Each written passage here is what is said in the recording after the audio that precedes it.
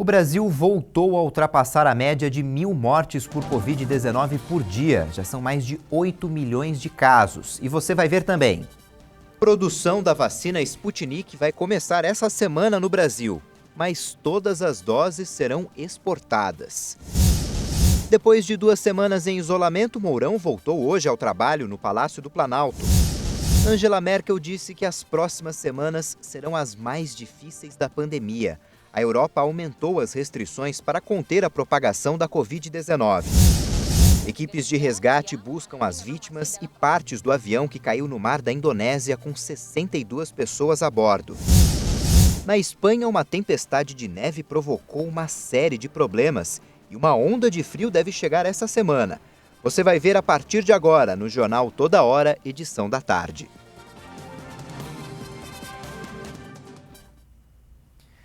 Olá, boa tarde. O Instituto Butantan promete apresentar amanhã os dados da eficácia global da vacina Coronavac no Brasil. A eficácia global aponta a capacidade de proteção da vacina em todos os casos. Os dados de eficiência global da Coronavac já estão em posse do Butantan e da Anvisa. Na semana passada, o Instituto disse que a vacina atingiu 78% de eficácia em casos leves e 100% para casos graves e moderados, protegendo contra mortes e complicações mais severas da doença. Mas a eficácia global da vacina, desenvolvida pelo laboratório chinês Sinovac em parceria com o Instituto Butantan, que aponta a capacidade de proteção em todos os casos, ainda não foi divulgada. Na Indonésia, dados preliminares de testes da fase 3 mostraram uma eficácia de 65,3% para a Coronavac. E o país já aprovou o uso emergencial da vacina chinesa. Já na Turquia, a eficácia, também em caráter preliminar, foi de 91,25%. O imunizante não apresentou nenhum motivo de preocupação com relação à segurança. Um surto de Covid-19 na casa de repouso São Vicente de Paulo, em Valença, no Rio de Janeiro, assustou moradores da cidade. 76 internados foram infectados pelo coronavírus. 5 precisaram de internação hospitalar e uma senhora de 84 anos morreu.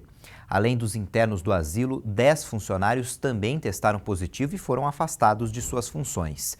Segundo o boletim médico, a maioria dos infectados está entre o 10º e o 14º dia de manifestação de sintomas, o que afasta o risco de agravamento do quadro para aqueles que demonstraram sintomas leves.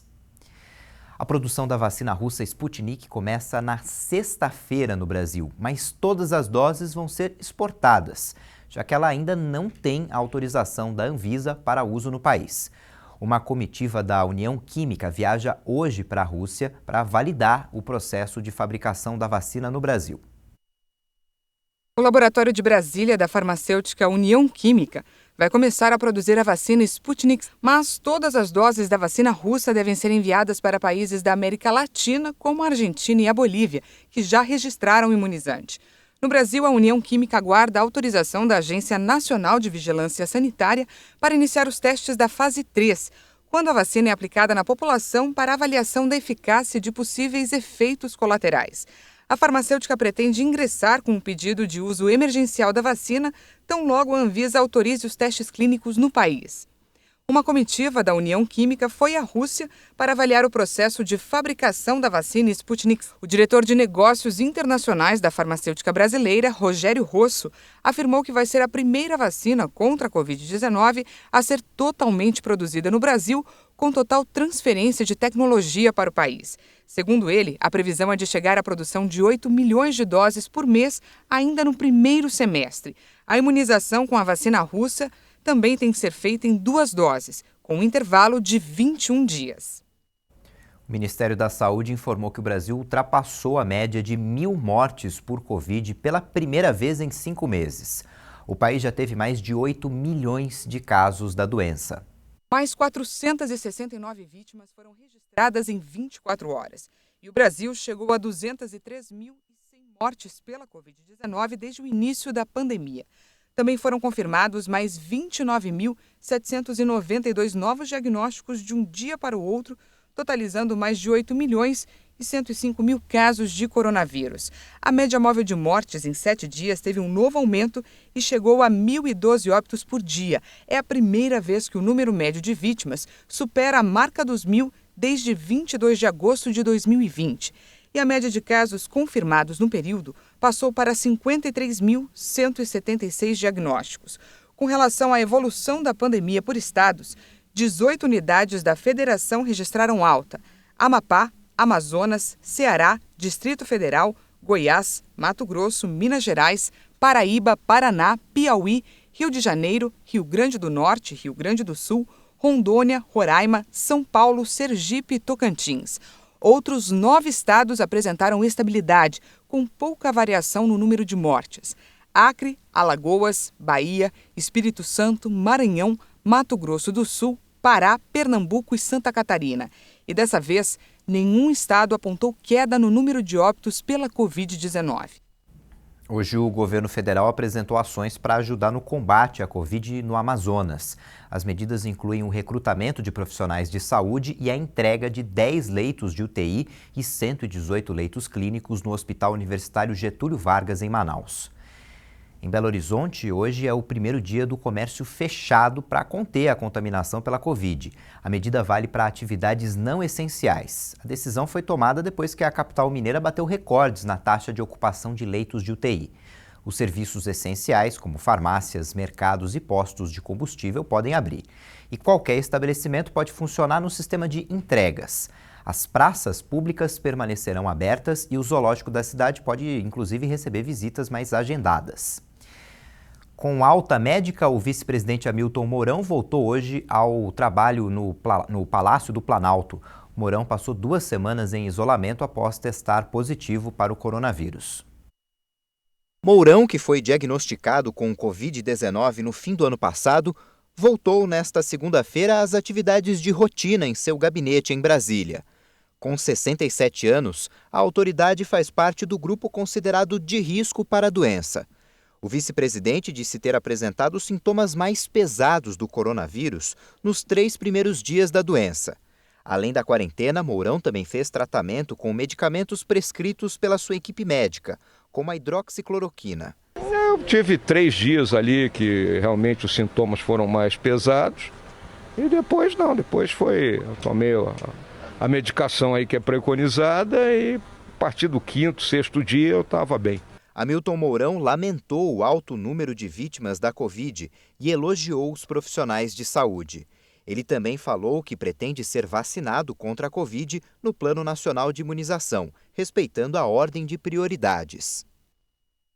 Os países da Europa têm aumentado as restrições para conter a segunda onda do novo coronavírus. As autoridades buscam uma solução para evitar a propagação da nova variante do vírus e evitar também a superlotação dos hospitais. A Bélgica ultrapassou os 20 mil mortos no domingo, metade deles idosos residentes de casas de repouso. Com uma taxa de 1.725 mortes por milhão de habitantes, o país é o que tem a maior taxa de mortalidade do mundo em comparação com sua população. Enquanto isso, a Alemanha ultrapassou 40 mil mortos e a chanceler Angela Merkel alertou que as próximas semanas serão a fase mais difícil da pandemia, com o pessoal de saúde trabalhando no máximo de sua capacidade. Mais de 80% dos leitos em unidades de terapia intensiva do país estão ocupados. Merkel destacou o forte impacto do aumento dos contatos sociais durante os feriados de Natal e Ano Novo, que ainda não se traduziram em estatísticas. A rápida disseminação de novas cepas mais contagiosas provoca o aumento dos casos e há risco de colapso dos hospitais, como é o caso do Reino Unido, com quase 81 mil mortes. As autoridades britânicas alertaram que o país está em uma situação perigosa porque, se o vírus continuar a se espalhar, os hospitais enfrentarão dificuldades em breve. Na França, 8 novos departamentos anteciparam o toque de recolher para as 6 da noite, se somando aos 15 que já tinham adotado a medida no fim de semana anterior. No resto do país, o toque de recolher vale a partir das 8 da noite. A aceleração da pandemia forçou a Suécia a repensar sua política até então menos rígida do que em outros lugares.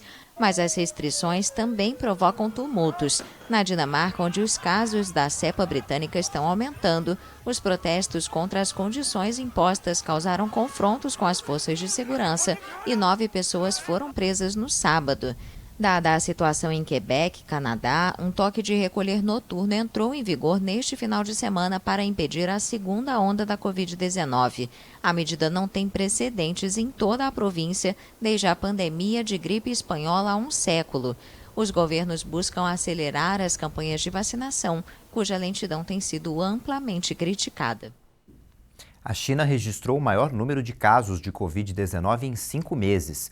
Foram pelo menos 82 casos na província de Hebei. Oficialmente, o país registrou desde o início da pandemia 87.500 casos e 4.600 mortes por Covid-19. Em todo o mundo, 90.343.000 pessoas já foram contaminadas pelo novo coronavírus e, de acordo com o levantamento da Universidade Johns Hopkins, 1.936.000 pessoas morreram. O ataque ao Capitólio, sede do Congresso americano, e a confirmação da vitória de Joe Biden marcaram a ruptura entre o presidente dos Estados Unidos, Donald Trump, e o vice-presidente Mike Pence. Pence planeja assistir à posse do presidente eleito Joe Biden e Trump já disse que não vai à cerimônia. O vice também pretende facilitar a transição entre as duas administrações. De acordo com a imprensa americana, Trump e Pence não se falam desde quarta-feira, o dia do ataque ao Congresso. Um dia depois da invasão, Trump condenou os ataques no Capitólio. Quem não votou no primeiro turno das eleições municipais tem até essa semana para justificar a ausência e não pagar multa. O prazo termina na quinta-feira. O Tribunal Superior Eleitoral recomenda que a justificativa seja feita preferencialmente pelo celular, no aplicativo e-Título, mas também é possível justificar pela internet ou presencialmente num cartório eleitoral. Para o segundo turno, o prazo para regular a situação termina no dia 28. Depois do intervalo, você vai ver que o Banco do Brasil lançou um plano de demissão voluntária e vai fechar mais de 100 agências. A gente conta os detalhes já já.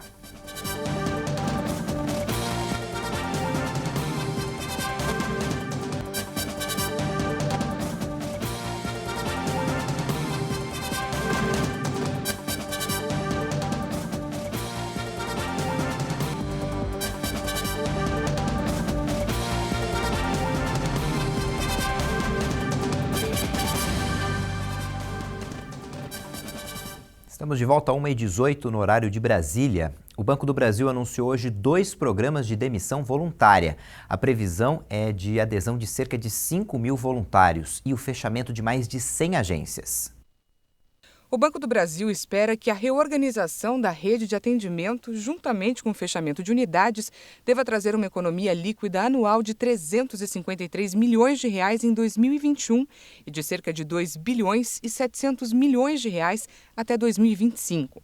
Nos programas de demissão voluntária do Banco do Brasil, além da previsão de adesão de cerca de 5.000 funcionários, o banco vai fechar no primeiro semestre do ano 361 unidades, sendo 112 agências, 7 escritórios e 242 postos de atendimento. Segundo o banco, o objetivo é se adequar ao novo perfil e comportamento dos clientes com a ampliação da oferta de soluções digitais. O número final de adesões deve ser informado no início de fevereiro. Morreu na manhã de hoje o ex-presidente da Bovespa, Raimundo Magliano Filho, por complicações da Covid-19. Magliano, de 78 anos, comandou a Bolsa de Valores entre 2001 e 2008 e, mesmo afastado do mercado financeiro, não deixava de se atualizar sobre o mercado de ações. Começou hoje na Suíça o julgamento do magnata franco-israelense Benny Steinmetz por corrupção em acordos de mineração na Guiné, país da África. O ex-juiz e ex-ministro Sérgio Moro fez um parecer sobre o caso. De acordo com a imprensa, o empresário contratou o ex-ministro brasileiro da Justiça e Segurança Pública, Sérgio Moro, para um parecer sobre o caso em dezembro. As acusações à Steinmetz remontam ao começo dos anos 2000, quando o governo da Guiné excluiu o grupo australiano Rio Tinto da exploração de uma das mais importantes jazidas de ferro do mundo, em Simandu, em benefício do grupo do israelense. De acordo com a promotoria suíça, foi alcançado então um pacto de corrupção entre Steinmetz e representantes no país africano. Os subornos teriam gerado em torno de mais de 8 milhões de euros, o equivalente a mais de 50 milhões de reais na cotação atual. Mergulhadores da Indonésia recuperaram pedaços de fuselagem e restos humanos na área onde um Boeing caiu no mar da costa de Jacarta. 62 pessoas estavam a bordo da aeronave. O avião da companhia aérea indonésia Sriwijaya Air, que voava entre Jacarta e Pontianak, perdeu contato com os controladores de tráfego aéreo no sábado, cerca de 4 minutos depois de decolar. O presidente da Indonésia, Joko Widodo, expressou profundas condolências. Estamos fazendo o nosso melhor para encontrar e localizar as vítimas. Kita berdoa bersama-sama agar para korban. Centenas de membros dos serviços de resgate, da Marinha e 10 navios de guerra participam das buscas. O avião, que partiu do Aeroporto Internacional de Jacarta, desapareceu dos radares logo após a decolagem, enquanto sobrevoava o Mar de Java, perto de ilhas turísticas. 50 passageiros e 12 membros da tripulação estavam a bordo. Segundo as autoridades, todos eles eram indonésios. Essa edição fica por aqui. Daqui a pouco tem outras informações com a Juliana Dariva, às 1:50 da tarde. No YouTube você pode rever nossas reportagens. Tchau, boa tarde e até amanhã.